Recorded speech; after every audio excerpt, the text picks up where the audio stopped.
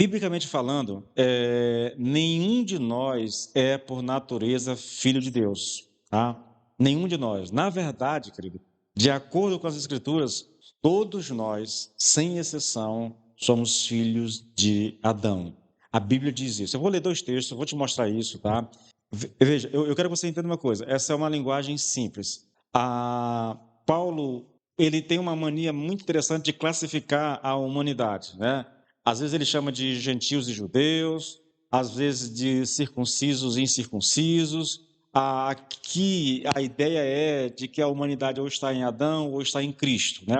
Veja, Romanos 5,12 diz assim: portanto, assim como por um só homem entrou o pecado no mundo, por um só homem entrou o pecado no mundo e pelo pecado a morte, assim também a morte passou a todos os homens porque todos pecaram.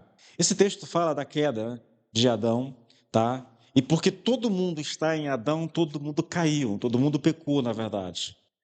Isso significa que nós somos, na verdade, se você pegar a Bíblia sua em Romanos 5, a partir do versículo 12, está lá, Adão e Cristo, Adão versus Cristo, porque ele vai discorrer sobre isso, né? Ele vai colocar a humanidade de um lado com Adão, do outro lado com Jesus, ou nós estamos em um ou no outro. O fato é que, de maneira geral, todos nós nascemos em Adão, tá?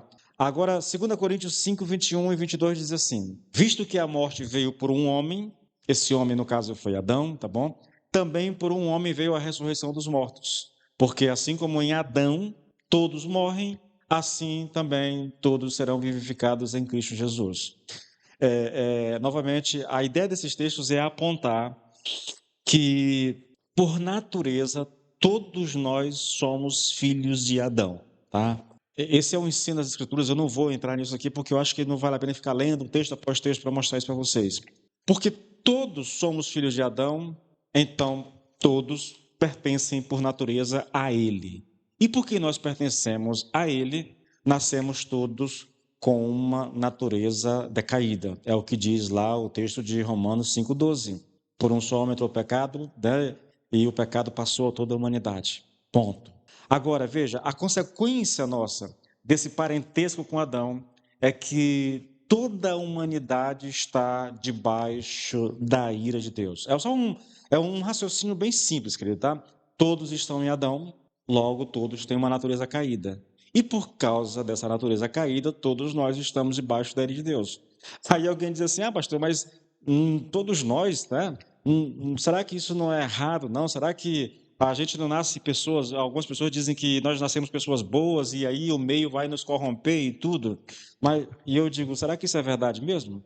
Porque, biblicamente, querido, todo mundo nasce nessa condição. Davi, ele é muito específico quando ele fala sobre isso. Ele diz: eu nasci em iniquidade e em pecado me concebeu a minha mãe. Ele está dizendo a mesma coisa de maneira diferente, tá? Então, nós nascemos nesse mundo nessa condição, já em pecado. Não há ninguém que nasça nesse mundo santo e perfeito e que vai ser corrompido depois, de maneira alguma, cara. Ele já nasce corrompido pelo pecado, ele já nasce em iniquidade, tá? Aí eu imagino novamente alguém pensando assim: tá, pastor, tudo bem, a Bíblia diz isso, eu sou obrigado a concordar, mas quanto a todos estarem debaixo da lei de Deus, isso não será exagero? E eu vou dizer, será que é exagero mesmo, querido? Será que a Bíblia não diz exatamente isso? Todos nós conhecemos o texto de Romanos 1,18, né? Do céu, portanto, a ira de Deus se revela do céu, ou é revelada do céu contra toda impiedade e injustiça dos homens. Paulo vai gastar 3 capítulos, Romanos 1, 2 e 3, para mostrar que todos estão debaixo da ira de Deus, portanto, precisam de salvação. Então, novamente, isso é uma coisa, é um fato bíblico, tá? Eu posso até argumentar, baseado em filosofia, em alguma outra coisa, e dizer que não, mas biblicamente essa é a realidade do ser humano. Ele por natureza, ele está em Adão, e por estar em Adão, ele herda uma natureza decaída, nasce com uma natureza pecaminosa. Por causa disso, ele está debaixo da ira de Deus, tá? Isso é um padrão de ensino das Escrituras. O fato real aqui, querido, e bíblico, é que só o Senhor Jesus Cristo, ele é verdadeiramente Filho de Deus. Ele está só nessa categoria, sabe? Nessa posição. Ele é único, ele é o Filho unigênito do Pai, o único Filho de Deus e de Deus gerado, tá? Aí vem uma questão interessante, tá? Essa ideia de que todo mundo, todos os seres humanos são filhos de Deus, isso é um conceito completamente antibíblico. Na verdade, por natureza, nós estamos tão longe disso quanto é possível estar, querido.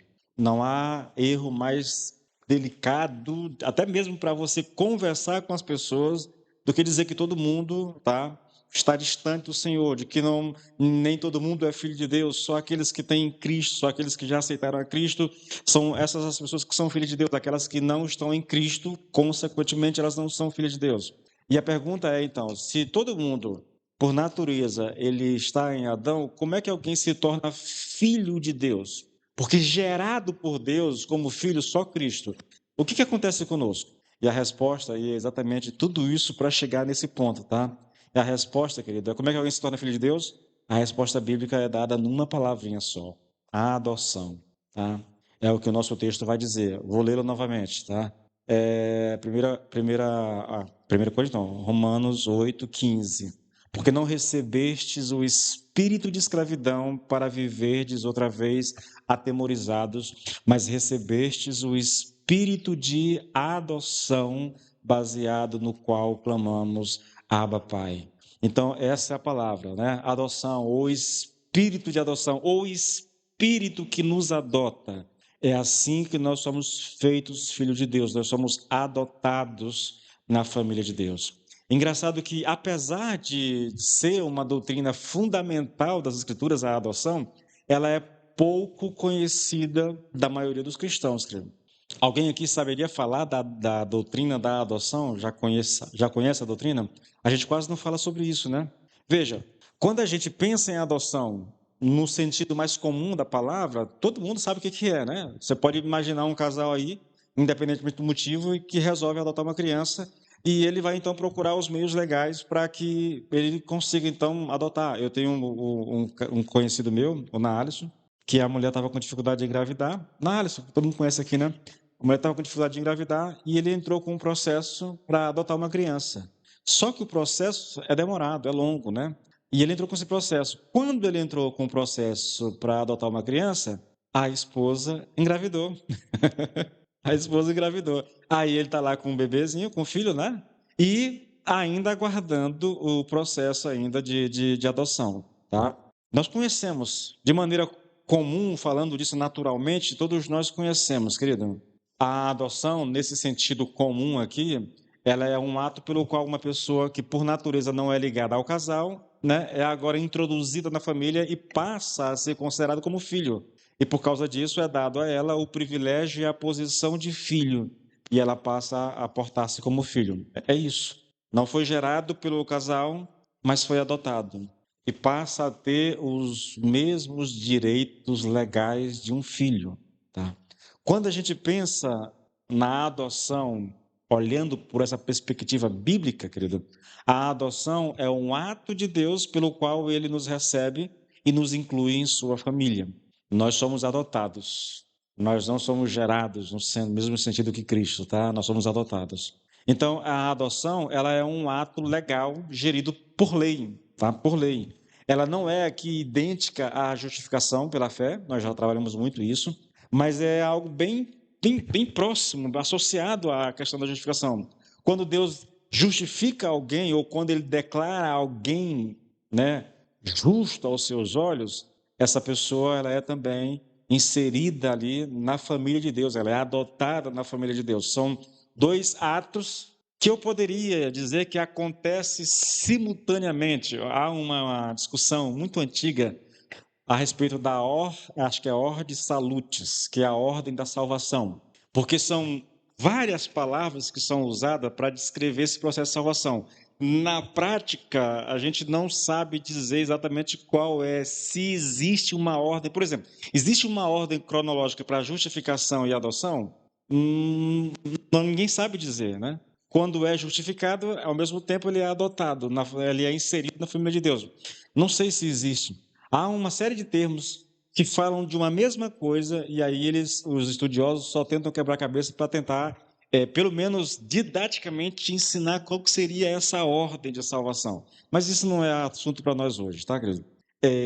Se tu pudesse dar um pouquinho mais, entendeu? Tirar um pouco do fundo.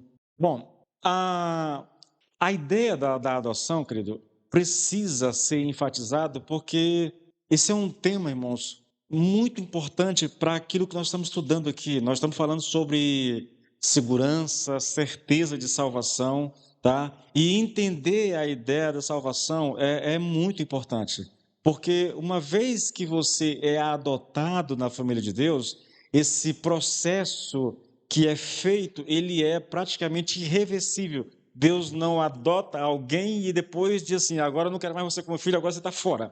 Não, não, não existe isso. Então a adoção aqui, e é por isso que Paulo traz exatamente nesse capítulo aqui a ideia da adoção, porque ele serve para enfatizar a certeza e a segurança do crente. Se ainda olhando para a adoção, usando a jurisdição do nosso país, uma vez que um casal adota o filho, eu acho que não há base legal para depois ele dizer assim, eu não quero mais ele.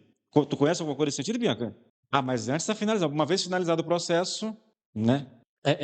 Paulo está usando isso aqui, tá, queridos? Para trazer segurança. Pá, o cristão é filho de Deus. Mas como é que isso acontece, na verdade? É porque ele foi adotado na família de Deus. E ele usa essa expressão exatamente para enfatizar a segurança da salvação, tá? Agora veja, mas isso está não apenas aqui em Romanos, querido. Vamos para um texto bem conhecido nosso, Efésios. Efésios, no capítulo 1, a partir do versículo 3. Eu amo esse texto, querido. Diz assim: Bendito seja o Deus e Pai de nosso Senhor Jesus Cristo, que nos abençoou com toda, eu gosto da tradução que diz, com toda sorte de bênçãos espirituais nas regiões celestiais em Cristo Jesus. Agora, observem. Antes da fundação do mundo, Deus nos escolheu nele para sermos santos e irrepreensíveis diante dele. Em amor, nos predestinou para ele para sermos adotados como seus filhos por meio de Jesus Cristo, segundo o propósito de sua vontade, para louvor da sua glória e de sua graça, que ele nos concedeu gratuitamente no amado. Eu gostaria muito que você atentasse só para uma coisa, rapidinho. Observe as declarações. Ele diz: Deus já nos abençoou com todas as bênçãos espirituais. Depois ele diz: Deus nos escolheu em Cristo antes da fundação do mundo. Depois, Deus nos predestinou para sermos adotados como seus filhos por meio de Jesus Cristo. Aí eu chamo a sua atenção para os verbos usados. Deus nos abençoou, Deus nos escolheu e Deus nos predestinou. Todos eles estão no passado. Todos, sem exceção. E isso significa, querido, que todas essas coisas já foram realizadas por nós. Eu gosto muito do texto, eu vou abrir aqui rapidinho, eu vou sair daqui. Romanos 8, 29 e 30, parece-me. Há algo semelhante a isso aqui, Romanos 8, bem semelhante, nessa questão dos verbos, tá? Deixa eu dar uma olhada se é isso mesmo. Eu estou na. Olha só.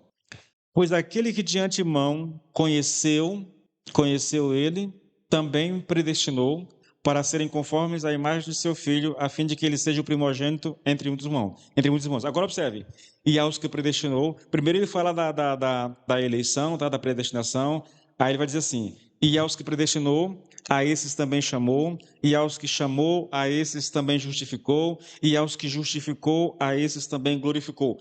Observe aqui os verbos novamente, predestinou, chamou, justificou e glorificou. Todos os verbos do passado, dando a ideia de uma coisa já realizada, completamente realizada. É isso o sentido. Novamente, Romanos 8, 29 tem a intenção de trazer segurança para o coração do cristão, de trazer a ele essa certeza de salvação, assim como o texto que nós lemos aqui em Efésios capítulo 1, do 3 até o 5, querido. Bom, a ideia, irmãos, é simples, sabe? A ideia é simples. Nós estamos seguros. Se nós estamos em Cristo Jesus, nós estamos seguros. A nossa posição no Senhor, ela é irreversível. Ela não pode ser alterada. Por isso, Paulo começa o capítulo 8 de Romanos dizendo, olha, não há, portanto, agora não há nenhuma condenação para os que estão em Cristo Jesus, e ele termina esse capítulo dizendo que nada pode nos separar do amor de Deus que está em Cristo Jesus. do começo ao fim, do primeiro ao último versículo, Paulo vem trabalhando essa ideia na cabeça das pessoas, tá? A segurança. Se o Senhor já nos justificou, então é garantido a nós a nossa glorificação final, tá? E se nós conseguirmos captar essas verdades, querido, se nós estivermos certos da nossa glorificação, nós estaremos preparados para enfrentar, querido, as tentações, as perseguições e as lutas que esse mundo tem para oferecer. Essa certeza, ela nos garante a vitória na hora de termos que enfrentar as lutas e as provações que a gente passa por esse mundo, tá bom? Bom, tudo isso aqui já é bom demais para ser verdade, irmãos, mas ainda não é tudo que Paulo tem para ensinar. E ele dá um passo adiante. O cristão não é somente alguém que foi adotado como membro da família de Deus.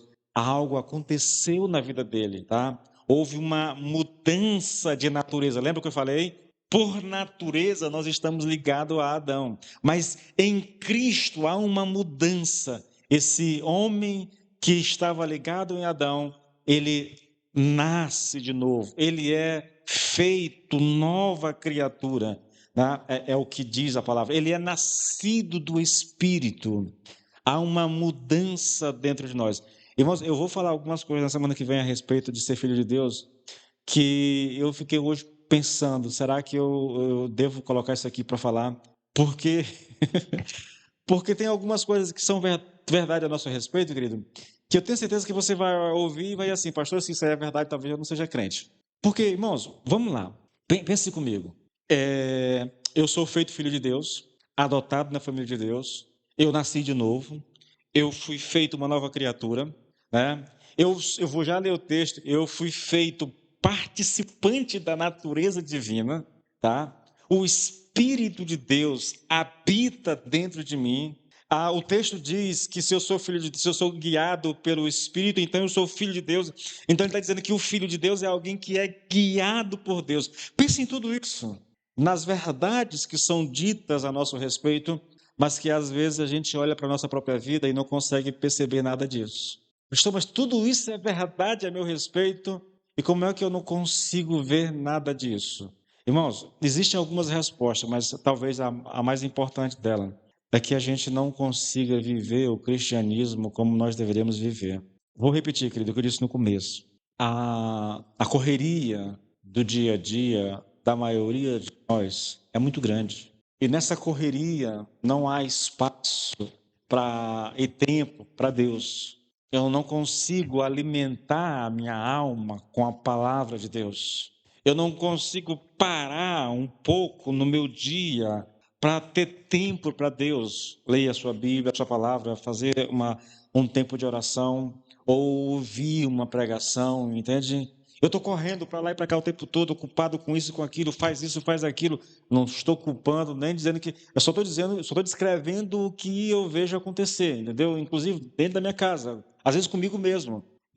A gente vive tão agitado, a vida é tão corrida, que nós não temos tempo para alimentar o nosso espírito. Consequentemente, nós vamos viver um cristianismo fraco. Tem muito o que fazer. O segredo das Escrituras tá em alguns textos. Josué capítulo 1 vai ensinar, né? Quando Deus fala com Josué, medita de dia e de noite, fala da palavra, ensina a palavra, e você vai ser vitorioso. A minha esposa pregou aqui recentemente, Salmo 1. Todo mundo conhece, né? Novamente, a ideia, medita de dia e de noite a palavra, e você vai ser como árvore plantada junto a ribeiros de água, aquela coisa toda. Você pode pegar os salmos, o Salmo 19, o Salmo 119, que vão apontar para isso. Você pode ir para Oséias, o meu povo está sendo destruído, por quê? Porque lhe falta o conhecimento.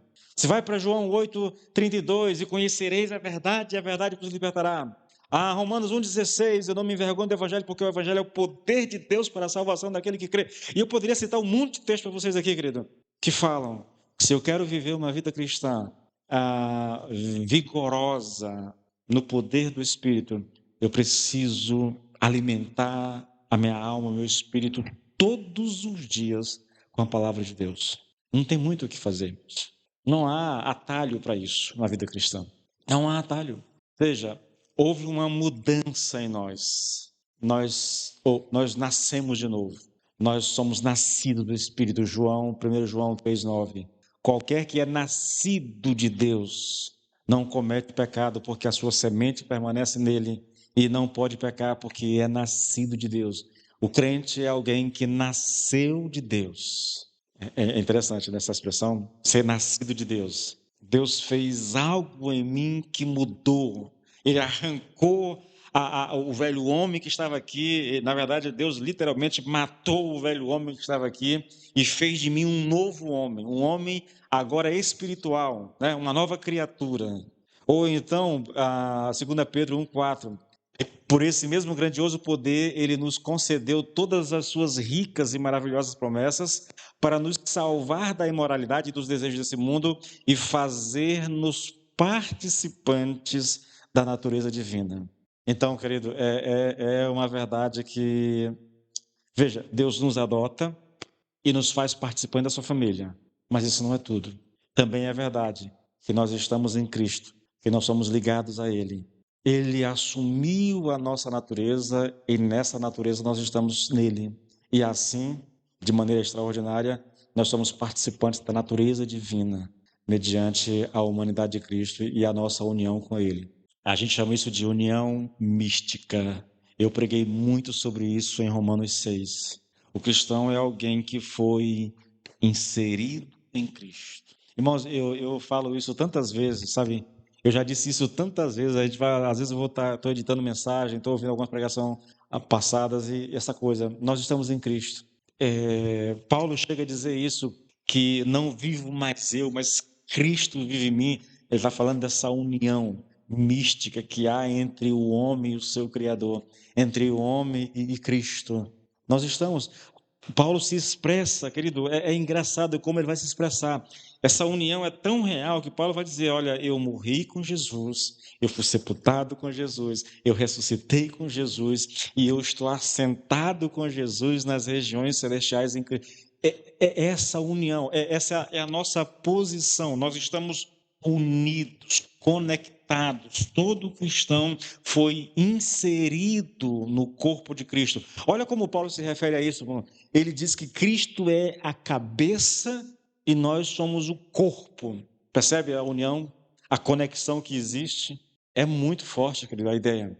É o que nos caracteriza. Nós somos essas pessoas. Talvez você não sinta isso, talvez você não tenha experimentado isso, mas essa é a verdade a respeito do cristão. Agora veja, querido, a adoção e o novo nascimento nos dizem como nos tornamos filhos de Deus. Entretanto, quais são as implicações dessa verdade? Ou perguntando aqui de outra maneira, o que significa na prática ser filho de Deus? Eu vou te dar duas respostas hoje, se der tempo aqui. Primeiro, querido, ser filho de Deus envolve a noção de similaridade ou semelhança. Essas coisas são fáceis de serem percebidas no nível natural. Pais e filhos têm muitas semelhanças, tanto físicas, como, por exemplo, traços do rosto, essa questão de altura, cor dos olhos, essa coisa toda, formato do corpo, mas também tem essas semelhanças comportamentais. A gente pode pensar aqui em expressões, jeito de falar, né, maneirismos que a gente adota dos pais, essa coisa toda. Eu lembro muito, querido, dessa coisa de comportamento. É uma experiência muito antiga que eu tive, na verdade, que eu vi. Eu tinha uma coisa que eu fazia muito. Eu pegava o meu violão, eu ia para o meu quarto, sentava na cama e eu começava a adorar o Senhor. Aí, quando eu terminava aquele momento de adoração, eu virava o violão, baixava a cabeça ali e eu começava a orar. E eu nunca tinha me dado conta de que o Jonatas via eu fazendo isso.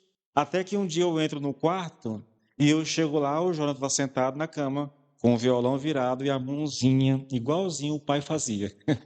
Essa semelhança entre pais e filhos é muito comum. Sabe? É muito comum. Agora, veja, eu posso dizer a vocês que há algumas semelhanças em relação a nós cristãos com relação a Deus. Mas antes disso, de maneira geral, querido, pais e filhos são muito parecidos, principalmente por causa do parentesco sanguíneo. É um fato interessante nessa coisa da genética dizer que cada filho ele tem metade do DNA da mãe, metade do DNA do pai. e esse material genético vai definir características físicas e um monte de outras coisas na vida da criança, até questão de cor de pele e tudo mais. E também é verdade que não só a genética e tudo mais vai influenciar ou cria essa semelhança, mas o convívio também vai criar isso, até mesmo, querido, em filhos adotivos. Sabe uma coisa que eu acho interessante? Às vezes eu olho para alguns filhos adotivos e eu não sei se é por causa da convivência. Eu tenho algumas pessoas que eu conheço. Aqui na igreja a gente tem uma pessoa que eu acho interessante. Quando eu ouvi pela primeira vez, eu digo, não, mas não pode.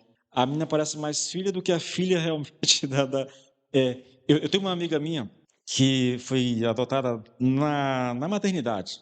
E aí você olha ela com os pais e, gente, se você ela não te disser que ela é adotada, você nunca vai saber.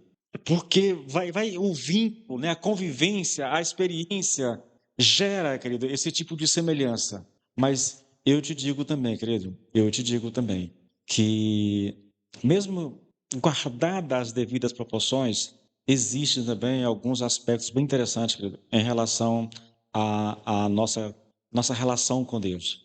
Uma das coisas que mais me chama a atenção com relação ao Filho de Deus é quando um Filho de Deus, seja ele homem ou mulher, ele começa a buscar o Senhor e ele começa a mergulhar de cabeça no conhecimento da palavra de Deus, você vai perceber que ele passa a se expressar de forma diferente. A sua linguagem é a linguagem do seu pai, que está nas Escrituras. Ele começa. Eu estava conversando com alguém recentemente, não, eu estava vendo alguém, né? E olha que eu não sou eu estava ouvindo o Paulo Figueiredo. Você ouve ele é um jornalista, né? Mas é cristão. Só que é um cristão assim um pouco liberal. Mas é curioso como na linguagem dele ele está sempre dando um jeito de encaixar termos bíblicos ali. E eu acho curioso isso. Eu penso que isso reflete um pouco a vida da pessoa, né?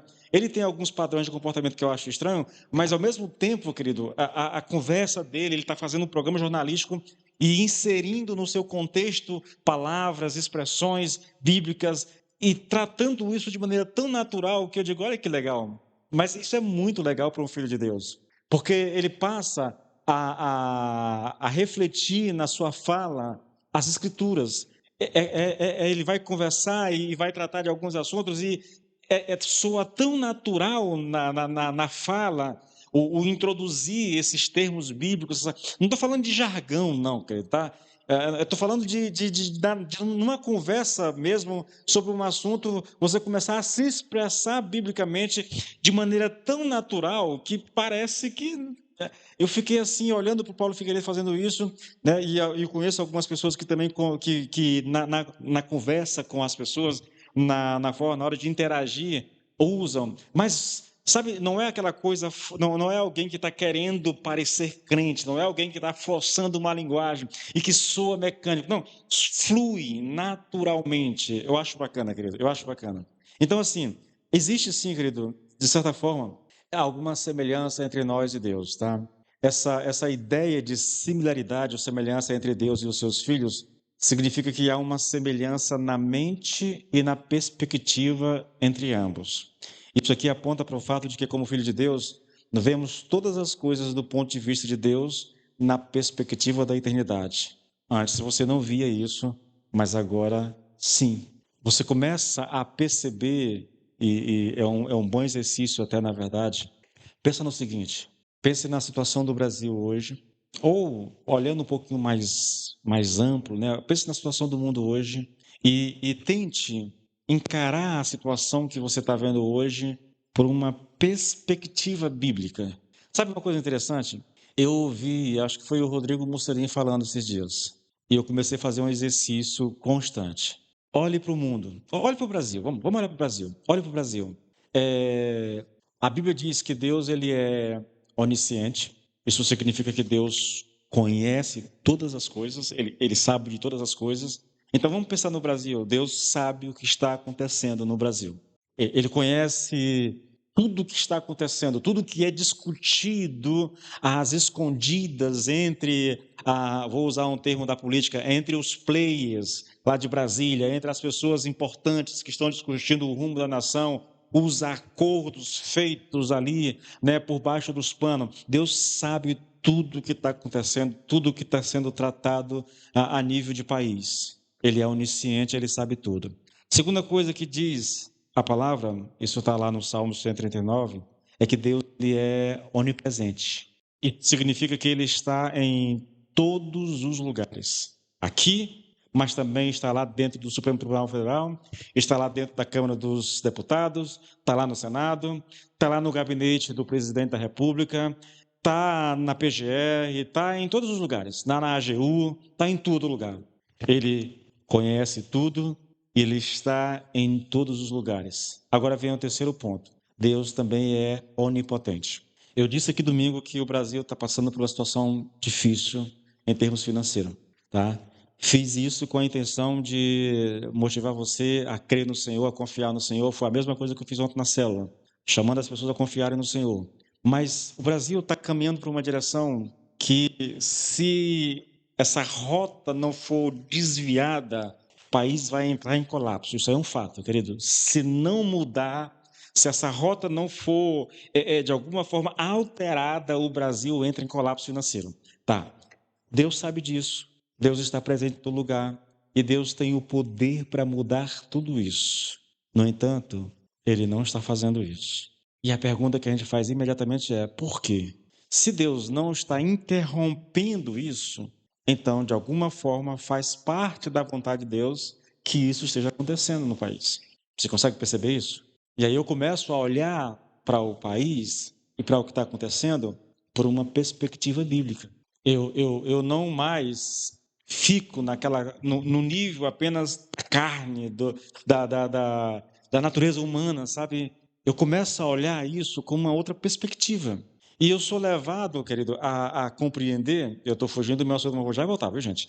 Eu sou levado a compreender que Deus está permitindo.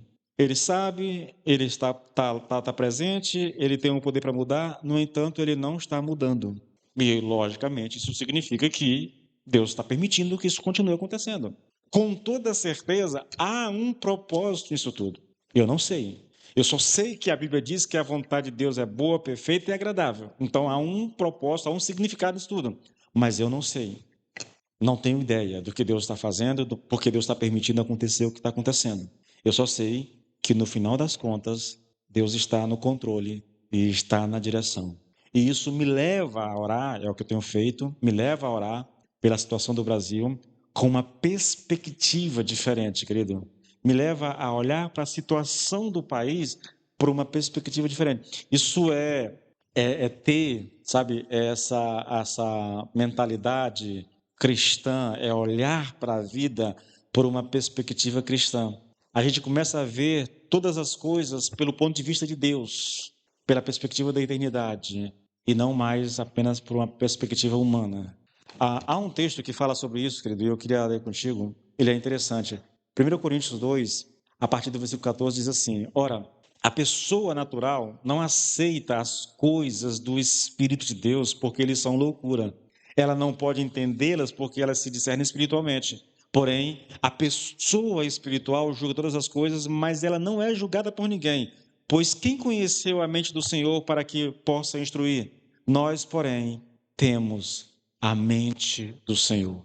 Veja o que Paulo está dizendo. O crente é alguém que tem a mente de Cristo. Ter a mente de Cristo, querido, é ser guiado pelo Espírito Santo para entender e discernir as verdades espirituais que o mundo natural não pode entender. É uma capacidade dada por Deus para compreender o plano dele, o plano de Deus, os seus pensamentos e a sua vontade, que são revelados em Cristo.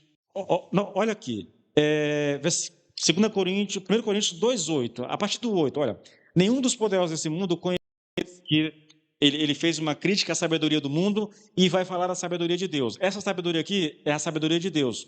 E nesse contexto aqui, a sabedoria de Deus aqui se refere basicamente ao plano de salvação de Deus. Então, nenhum dos poderosos desse mundo conheceu esse plano de salvação de Deus.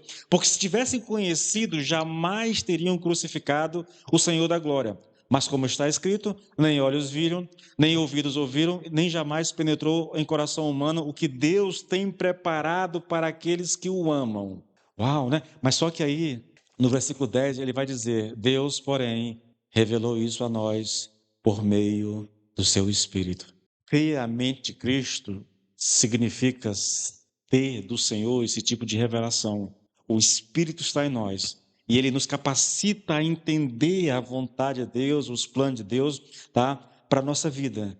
É o Espírito em nós, querido, que nos habilita a ter uma perspectiva de vida semelhante à perspectiva de Deus. É isso que nos habilita. É o Espírito em nós quem nos capacita a isso. Aqui, querido, essa expressão aqui, similaridade ou semelhança, tem a ver com essa perspectiva de vida, mas tem a ver também com a questão do comportamento. É nisso que nós somos semelhantes. Lembra que eu fiz a analogia da semelhança entre pai e filho? A gente pode transpor essa analogia para a vida espiritual de Deus como nosso pai e nós como filhos. Então nós somos semelhantes a Deus nessa perspectiva, porque nós temos a mente de Cristo, nós temos a perspectiva de Deus então em relação à vida, mas não só isso, nós temos também, querido, essa semelhança na questão do comportamento. E isso é curioso, irmãos. Mateus 5, 43 diz assim: vocês ouviram o que foi dito, ame o seu próximo e odeie o seu inimigo. Eu, porém, lhes digo, ame os seus inimigos e orem pelos que perseguem vocês, para demonstrarem que são filhos do Pai de vocês que está nos céus. Porque ele faz o seu sol nascer sobre os maus e bons e vir chuva sobre justos e injustos. Porque se vocês amam aqueles que os amam, que recompensa vocês terão? Os publicanos também não fazem o mesmo? E se vocês saudarem os seus irmãos, o que estão fazendo demais? Os gentios também não fazem o mesmo? Portanto, a palavra é forte. Portanto, sejam fortes, ou sejam perfeitos, como é perfeito o Pai de vocês que está no céu. Ele está dizendo para fazer o seguinte: olha, imitem a Deus. E eu vou ler o texto daqui a pouco, que ele vai, aí sim, mais claro do que isso é impossível, na verdade. Sejam imitadores de Deus. Né? Efésios 5:1. A exortação aqui, feita pelo Senhor Jesus Cristo, querido, é no sentido que, como o nosso Pai nos trata, e de maneira semelhante trata os outros, nós devemos proceder igualmente, fazer aquilo que ele faz. Portanto, a filiação envolve uma semelhança, uma similaridade em toda a perspectiva, como também na conduta e no comportamento. Não só ter uma perspectiva como uma perspectiva de Deus, mas também ter um comportamento semelhante ao de Cristo. É o que nós somos chamados a viver, querido. A verdade sobre nós, que somos cristãos, é que nós devemos nos comportar como filho do nosso Pai Celestial. Novamente, eu já citei agora há pouco, mas Efésios 5:1. Como filhos amados de Deus, imitem-no em tudo o que fizerem. Essa é a ideia bíblica. O ser filho de Deus, querido, diz que eu devo viver uma vida que imite esse comportamento. Assim como Deus trata não só aqueles que Ele ama, mas até aqueles a quem, até os maus, né? Não só os justos, mas até os maus, com uma certa bondade, com um certo cuidado, o texto bíblico diz que eu devo fazer a mesma coisa, que eu devo viver uma vida, um tipo de vida semelhante a isso. Agora, para finalizar, ser filho de Deus significa que Deus nos ama e nos ama de maneira peculiar. Mateus 5:45. Desse modo, vocês agirão como verdadeiros filhos de seu Pai, que está no céu, pois ele dá a luz do sol tanto aos maus como a bons, e faz chover tanto sobre justos como injustos. É verdade que Deus faz que o sol se levante sobre maus e bons, querido, e que ele envie chuvas sobre justos e injustos. Mas Deus não ama toda a humanidade da mesma forma como ele ama os seus filhos. Há um cuidado, a gente chama isso de graça. Como é que é o nome, meu Deus do céu? Há um termo que é dado para isso na teologia, né? É uma ideia de graça generalizada, sabe, que serve para todo mundo. Fugiu aqui o nome, mas quanto aos seus filhos, há uma graça especial, tá? Há um cuidado especial de Deus na vida daqueles a quem Ele ama, naqueles que são filhos. Eu quero ilustrar isso aqui para vocês, querido, de forma bem simples. Essa ideia de que Deus pode até tratar todos com um certo cuidado, com uma certa proteção, mas que ele trata de maneira diferente os seus filhos. E acho que talvez o melhor exemplo que ele tem para dar em relação a isso é o fato de que, como um pai, eu posso tratar bem todas as crianças, né? Mas como um pai, eu vou tratar os meus filhos de maneira diferente. Talvez eu acho que o exemplo mais simples seja esse. Eu não preciso tratar mal os filhos dos outros, eu posso tratar muito bem, mas os meus filhos serão tratados de uma forma diferente. É assim conosco, irmãos. É assim conosco. A gente é chamado a viver e desfrutar desse amor de Deus porque nós sabemos que Deus nos ama de uma forma especial. Esse amor de Deus, eu vou falar semana que vem, como é que se manifesta esse amor? Esse amor se manifesta, querido, em cuidado especial. Esse amor se manifesta às vezes em disciplina, porque Deus nos ama, quer o nosso bem, quer o nosso melhor, e às vezes Ele tem que nos corrigir para que a gente não se desvie do caminho, entende? Então, o amor de Deus não é esse amor permissivo, como as pessoas imaginam, não é esse amor que tudo pode. Não, o amor de Deus é um amor que cuida, que zela. Deus tem um plano para a nossa vida. Por mais que eu critique essa ideia de que Deus te ama e tem um plano maravilhoso para a sua vida, esse jargão muito popular, mas a verdade é que Deus tem um plano para os seus filhos. Eu vou finalizar com isso aqui. Salmo 139, eu acho que o versículo 16, que diz que Deus nos conheceu. Eu vou abrir o texto, porque esse é um salmo que eu tenho que decorar o mais rápido possível, por causa da ideia de onipotência, onipresença e onisciência de Deus. Mas eu vou ler esse texto, irmãos, que fala basicamente dessa ideia de que Deus tem um plano especial para nós que somos filhos. É o 16. Os teus olhos viram a minha substância ainda informe, e no teu livro foram escritos todos os meus dias, cada um deles escrito e determinado quando nenhum deles existia. Então não é exagero, eu não gosto dos jargões dito aí à torta e à direita sem um sentido, mas dentro daquilo que nós estamos estudando, faz sentido dizer que Deus, por causa do seu amor especial para conosco, Ele tem um plano e esse plano vai se cumprir na nossa vida, irmãos. Essa é uma verdade que nós precisamos repetir cada vez mais.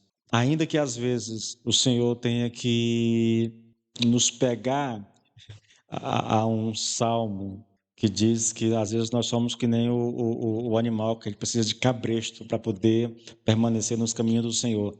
Nem que às vezes Deus tenha que usar conosco, querido, desses artifícios, mas aquilo que Deus planejou, aquilo que Deus tem para nós, Ele vai cumprir na nossa vida, por causa desse amor. Nós somos filhos, filhos colhidos por Deus, amados por Deus, trazidos e inseridos na família de Deus. A ideia é que Deus nos ama. A ideia é que Deus nos quer como filho. A ideia é que Deus se importa conosco, que Ele conhece a nossa vida, que Ele sabe o que a gente passa, as nossas lutas, mas a despeito de tudo isso, querido, o plano dele ainda permanece de pé para com cada um de nós. Eu realmente creio, querido, que a vontade de Deus não pode falhar. Eu sei, e a Bíblia nos exorta demais a mudar a rota, a corrigir, a nos arrepender e essa coisa toda, mas no final das contas, eu creio que a vontade de Deus vai prevalecer na vida dos seus filhos, porque a sua vontade, ela é boa, ela é perfeita e agradável, e aquele que, irmãos, se Deus diz que eu vou passar por isso e por aquilo, quem sou eu para dizer não, não vou, Senhor, já que Ele é onipotente? Se Deus tem um plano para a minha vida, quem sou eu para dizer não, Senhor, eu não quero isso para a minha vida?